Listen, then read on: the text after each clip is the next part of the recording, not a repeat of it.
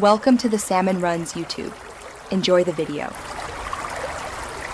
You start by making sure you have the screen time passcode. Without it, you can't change content filters.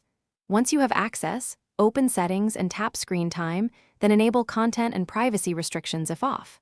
Next, tap Content Restrictions and choose Web Content. These first steps target the iPad's built-in filtering, which is what enforces safe search-like blocking at the system level.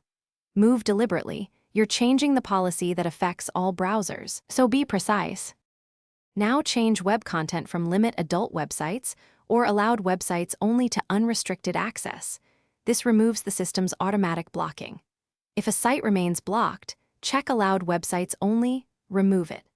After making these changes, restart Safari or the iPad to ensure the new settings apply across sessions.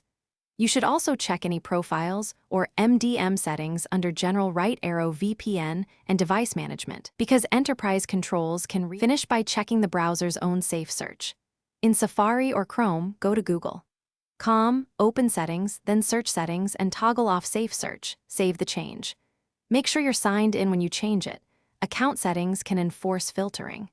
If Safe Search snaps back, check for a device management profile under Settings Right Arrow General Right Arrow VPN and Device Management, and remove or update it if you control the device. Troubleshooting tip: if filters persist, reboot and test in private mode to rule out cached settings.